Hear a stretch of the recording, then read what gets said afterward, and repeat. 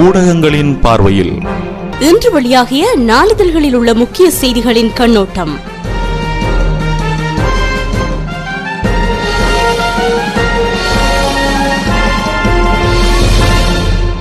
இன்று ஜூலை 23 தமிழர் வரலாற்றில் மற்றும் ஒரு கருப்பு புள்ளி பதியப்பட்ட நாள். ஆடி கலவரம் என்பது ஜூலை 23 1983 ஆண்டு 2 கிழமைகளுக்கு மேலாக திட்டமிட்ட முறையில் சிங்கள இனவாதிகள் இலங்கை தமிழர்களை கொடுமைப்படுத்தியும் சொத்துக்களை அழித்தும் கைப்பற்றியும் 3000 பேர் வரை படுகொலை செய்வதுமான ஒரு துன்பியல் நிகழ்வாகும். அந்த துன்பியல் சம்பவத்தின் 29வது ஆண்டு நிறைவு என்றார். இது தமிழீழ விடுதலை புலிகள் 13 இலங்கை படையினரை யாழ்ப்பாணம் திருநெல்வேலியில் படுகொலை செய்ததன் தூண்டுதல் விளைவாக கருதப்படுகின்ற போதிலும் இந்த நிகழ்வின் ஒருங்கிணைப்பு முறை ஒரு திட்டமிட்ட செயற்பாடாகவே நம்பப்படுகிறது. கருப்பு ஜூலை நிகழ்வுகளே இலங்கை இனப்பிரச்சனை ஆயுத போராட்டமாக மாற காரணமாக இருந்ததாகவும் பார்க்கப்படுகிறது. வணக்கம் நேயர்களே, இன்று திகதி தமிழர் அனைவருக்கும் நினைவிருக்கும் ஜூலை 23 திங்கட்கிழமை மற்றும் ஒரு ஊடகங்களின் பார்வை நிகழ்ச்சியூடாக இன்று உங்களை சந்திக்கிறேன். துன்பியல் சம்பவத்தின் 29 ஆண்டுகள் கடந்த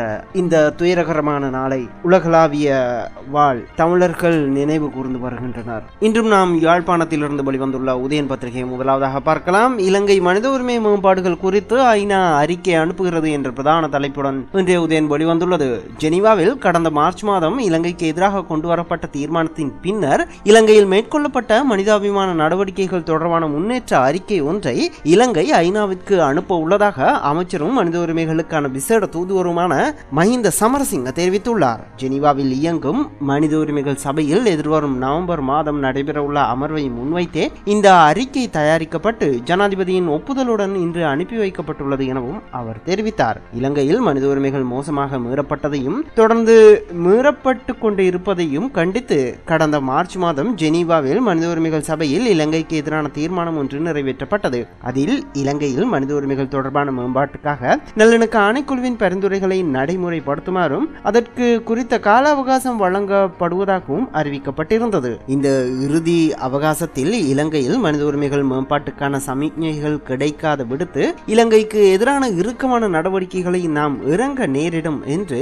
அமெரிக்கா உள்ளிட்ட சர்வதேச நாடுகள் கடும் தொனியில் தெரிவித்திருந்தன. எதிர்வரும் நவம்பர் மாதம் நடைபெறவுள்ள மனித உரிமைகள் சபையின் அமர்வின் போது மீண்டும் இலங்கை பிரச்சனை கிளப்பப்படும் என்று தெரிய வருகிறது. இதுவரை வழங்கப்பட்ட காலத்துக்குள் மனித உரிமைகள் விடயத்தில் இலங்கை அரசு முன்னேற்றகரமாக செயற்படாது விடுத்து அது தொடர்பாக இந்த அமர்வில் ஆராய்ந்து இலங்கைக்கு எதிரான நடவடிக்கைகள் எடுக்கப்படக்கூடும் எனவும் ஊகிக்கப்படுகிறது. இந்த நிலையிலே இலங்கையில் குறித்த காலப்பகுதிக்குள் இன நல்லிணக்கம் மனித உரிமைகள் என்பன தொடர்பாக அரசால் மேற்கொள்ளப்பட்ட முன்னேற்றகரமான நடவடிக்கைகளை அறிக்கை வடிவில் இலங்கை தயாரித்துள்ளது. சில உறுப்பு நாடுகளின் ஆய்வுக்காகவும் இலங்கை அரசால் தயாரிக்கப்பட்ட இந்த அறிக்கை அனுப்பப்பட உள்ளது. ஏற்கனவே ஜனாதிபதி மஹிந்த ராஜபக்சவிடம் ஒப்புதலுக்காக கையளிக்கப்பட்டுள்ள குறித்த அறிக்கை இன்று ஜெனீவாவிற்கு அனுப்பி வைக்கப்படும் என்று அமைச்சர் மஹிந்த சமரசிங்க தெரிவித்துள்ளார் என இன்றைய பிரதான செய்தி நீண்டு செல்கிறது.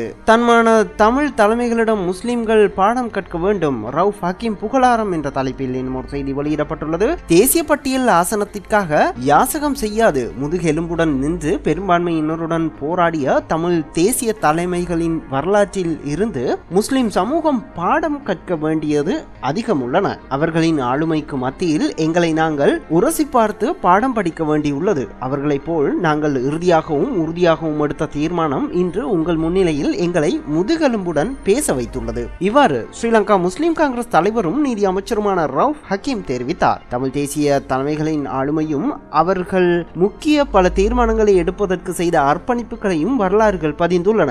அதேபோல் எமது சமூகத்தின் நலன் கருதி தீர்மானம் எடுக்க நாம் செய்த அர்ப்பணிப்புகளையும் அனுபவித்த மன வேதனைகளையும் வரலாறு ஒரு நாள் பதியும் எனவும் அமைச்சர் ரவுஃப் ஹக்கீம் தெரிவித்துள்ளார். முன்னாள் நாடாளுமன்ற உறுப்பினரும் தமிழர் விடுதலை கூட்டணியின் தலைவருமான மறைந்த மு. சிவசிதம்பரத்தின் நினைவு பேருரை நேற்று முன்தினம் கொழும்பு தமிழ்ச்சங்க சங்கரப்பிள்ளை மண்டபத்தில் இடம்பெற்றது. இதில் கலந்து கொண்டு உரையாற்றும் போதே அமைச்சர் ரவுஃப் ஹக்கீம் இதனை தெரிவித்ததாக அந்த செய்தி நீண்டு செல்கிறது. கோத்தா பசில் லலித் 24 இந்தியாவிற்கு என்ற தலைப்பில் இன்னும் செய்தி வெளியிடப்பட்டுள்ளது. பொருளாதார அபிவிருத்தி அமைச்சர் பசில் ராஜபக்ச, பாதுகாப்பு செயலாளர் கோத்தாபய ராஜபக்ச, ஜனாதிபதி செயலாளர் லலித் வீரதுங்க ஆகியோர் அடங்கிய விசேட குழு ஒன்று உத்தியோகபூர்வமான விஜயம் ஒன்றை மேற்கொண்டு அடுத்த மாதம் 23ஆம் தேதி இந்தியா செல்கிறது. சம அரசியல் விவகாரங்கள் குறித்து இந்த சந்திப்பின் போது மிக விரிவாக கலந்துரையாடப்படும் என எதிர்பார்க்கப்படுகிறது. 2 நாட்கள் அங்கு தங்கியிருக்கும் இந்த உயர்மட்ட தூதுக்குழு புதுடில்லியின் அரசியல் பாதுகாப்பு துறைகளை சார்ந்த முக்கிய அதிகாரிகளை சந்தித்து பேச்சு நடத்த உள்ளது. இரு நாடுகளுக்கும் இடையிலான பொருளாதார பாதுகாப்பு ரீதியான உறவுகளை மேலும் வலுப்படுத்துதல், பிராந்திய ரீதியிலான ஒத்துழைப்பு ஆகியவை உட்பட சமகால அரசியல் விவகாரங்கள் குறித்து இந்த சந்திப்பின் போது மிக விரிவாக கலந்துரையாடப்படலாம் என எதிர்பார்க்கப்படுவதாகவும் அந்த செய்தியும் நீண்டு செல்கிறது. குற்றச் செயல்களில் ஈடுபட்ட 17,000 பேர் கடந்த மாதம் கைது என்ற தலைப்பில் என்னும் செய்தி வெளியிடப்பட்டுள்ளது. கடந்த ஜூன் மாதம் 20ஆம் தேதி தொடக்கம் இம்மாதம் 20ஆம் தேதி வரையிலான ஒரு மாத காலத்திற்குள் நாடு முழுவதிலும் உள்ள 17,595 பேர் பல்வேறு குற்றச்சாட்டுகளின் பேரில் கைது செய்யப்பட்டுள்ளதாக போலீஸ் ஊடக பேச்சாளர் அஜித் ரோஹன தெரிவித்துள்ளார். இவர்கள் அனைவரும் பிடிவிராந்து பிறப்பிக்கப்பட்டு தேடப்பட்டு வந்தவர்கள் எனவும் அவர் தெரிவித்துள்ளார். அனுராதபுரம், கண்டி, ரத்னபுரி மாவட்டங்களிலே அதிக எண்ணிக்கையானவர்கள் கைது செய்யப்பட்டுள்ளனர் என்றும் நீண்ட நாள் தேடப்பட்ட சந்தேக நபர்களும் இவர்களில் உள்ளடங்குவதாகவும் போலீஸ் பேச்சாளர் தெரிவித்ததாக அந்த செய்தியும் நீண்டு செல்கிறது.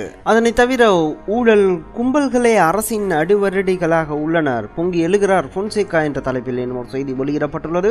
ஊழல் மோசடி, பாலியல் துஷ்பிரயோகம் மற்றும் பிழையான முறையில் முதலிடுவோர் போன்ற கும்பல்களே அரசின் அடிவரடிகளாக உள்ளனர். இதனால் நாட்டின் பொருளாதாரம் நிர்வாகம் சீர்குலைந்து அடுத்த ஜனாதிபதி தேர்தலின் போது டாலருக்கு எதிரான ரூபாவின் பெறுமதி 300 ரூபாவாக அதிகரித்தாலும் ஆச்சரியம் இல்லை என்று முன்னாள் ராணுவ தளபதி சரத் பொன்சேகா தெரிவித்தார். கண்டியில் நடைபெற்ற கூட்டம் ஒன்றில் கலந்து கொண்டு உரையாற்றும் போதே முன்னாள் ராணுவ தளபதி சரத் பொன்சேகா இதனை தெரிவித்துள்ளார். இங்கு தொடர்ந்து உரையாற்றிய அவர், ஆசியாவிலே ஆச்சரியமிக்க நாடாக இலங்கையை மாற்றும் பணியில் பல்வேறு வித்தியாசமான வியப்புகளை நாம் காண்கிறோம். அவற்றை பட்டியல்படுத்தி முடிக்க இயலாத அளவுக்கு நீண்டு கொண்டே செல்கிறது. உலக நாடுகள் கடலில் துறைமுகம் அமைத்து வருவது வழமை. ஆனால் நாம் தரையை கடலாக்கி அதில் துறைமுகம் அமைத்து ஆசியாவில் ஓர் ஆச்சரியத்தை உருவாக்கியுள்ளோம். அதேபோல் உலகில் உள்ள சர்வதேச விமான நிலையங்கள் பலவற்றில் நிமிடத்திற்கு பல விமானங்கள் தரையிறங்குகின்றன. ஹீத்ரோ விமான நிலையத்தில் 12 செகண்டுக்கு ஒரு விமானம் வீதம் மேலெழுகிறது. அவ்வாறான நாடுகள் கூட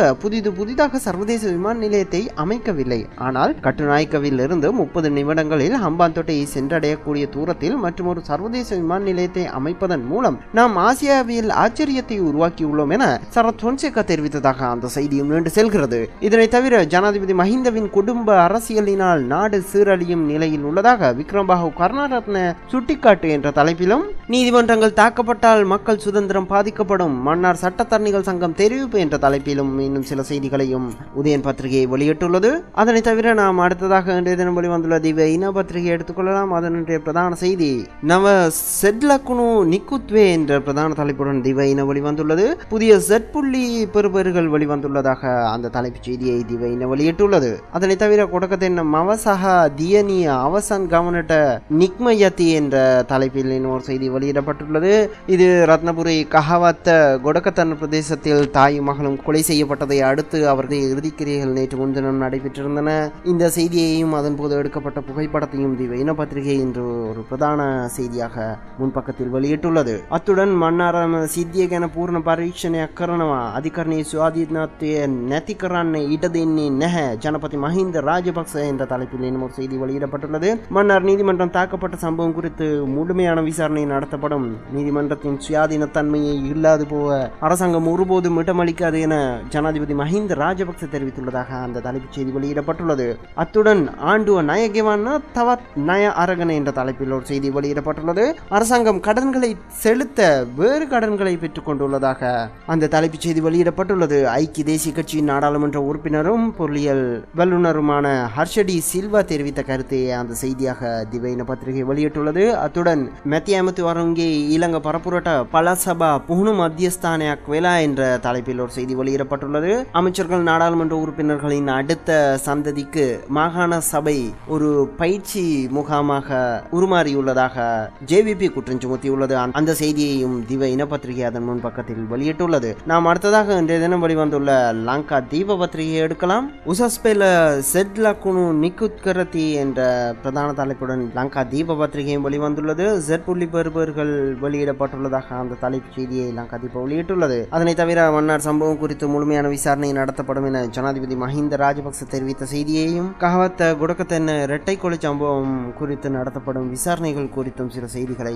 லங்கா தீப பத்திரிகை வெளியிட்டுள்ளது. நாம் அடுத்ததாக இந்த தினம் தமிழகத்தில் இருந்து வெளிவந்துள்ள நாளிதழ்களை பார்க்கலாம். அந்த நாளிதழ்களின் முக்கிய செய்திகளாக இந்திய குடியரசுத் தலைவராக பிரணாப் முகர்ஜி தேர்வு செய்யப்பட்டுள்ளமை குறித்து அந்த பத்திரிகையில் பிரதான செய்தியை வெளியிட்டுள்ளன. முதலாவதாக நாம் தினமணி பத்திரிகையை பார்க்கலாம். குடியரசுத் தலைவர் பிரணாப் முகர்ஜி ஜூலை 25 பதவியேற்கிறார் என்ற பிரதான தலைப்புடன் இன்று தினமணி வெளிவந்துள்ளது. நாட்டின் புதிய குடியரசுத் தலைவராக பிரணாப் முகர்ஜி ஞாயிற்றுக்கிழமை தேர்ந்தெடுக்கப்பட்டார். இவர் தன்னை எதிர்த்து போட்டியிட்ட PA சங்மாவை விட அதிக வாக்குகள் வித்தியாசத்தில் வெற்றி பெற்றுள்ளார். குடியரசுத் தலைவர் தேர்தலில் ஐக்கிய முற்போக்கு கூட்டணி சார்பில் பிரணாப் முகர்ஜி போட்டியிட்டார். அவரை எதிர்த்து பாஜக மற்றும் இதர அரசியல் கட்சிகள் ஆதரவில் PA சங்மா போட்டியிட்டார். இதில் பிரணாப் முகர்ஜி மொத்த மதிப்பில் 7,13,763 வாக்குகளை பெற்று வெற்றி பெற்றதாகவும், எதிரணி வேட்பாளரான PA சங்மாவுக்கு சுமார் 3,15,987 மதிப்பு வாக்குகள் மட்டுமே கிடைத்ததாகவும், இதைத் தொடர்ந்து பிரணாப் முகர்ஜி அமோக வெற்றி பெற்றுள்ளதாகவும் தேர்தல் நடத்தும் அதிகாரியான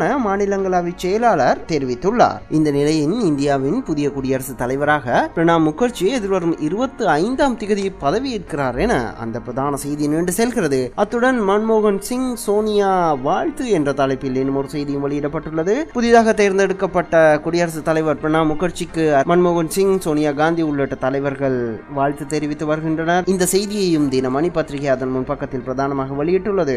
அடுத்ததாக இன்றைய தினம் வெளிவந்துள்ள தினமலர் பத்திரிகையும் பார்க்கலாம். பிரணாப் முழுநேர அரசியல்வாதி, நாட்டின் ஜனாதிபதி ஆனார். பிரதமருக்கு அடுத்ததாக இருந்தவர் முந்தி நிற்கிறார். காங்கிரஸ் கட்சியில் இனி மாற்றங்கள் அதிகரிக்கும் என்ற பிரதான தலைப்புடன் இன்றைய தினமலர் பத்திரிகை வெளிவந்துள்ளது. ஜனாதிபதி தேர்தலில் ஐக்கிய முற்போக்கு கூட்டணி சார்பில் போட்டியிட்ட பிரணாப் முகர்ஜி 69% ஓட்டுகளை பெற்று அபார வெற்றி பெற்றுள்ளார். நாட்டின் 13வது ஜனாதிபதியாக எதிர்வரும் 25ஆம் தேதி அவர் பதவியேற்க உள்ளதாக அந்த செய்தி நீண்டு செல்கிறது. அந்த செய்தியோடு இன்றைய ஊடகங்களின் பார்வை நிகழ்ச்சி நிறைவுக்கு வருகிறது. மீண்டும் இதே நிகழ்ச்சியில் நாளை உங்களை சந்திக்கும் வரை உங்களிடமிருந்து விடைபெறும் நான் VAK. வணக்கம் நேயர்களே.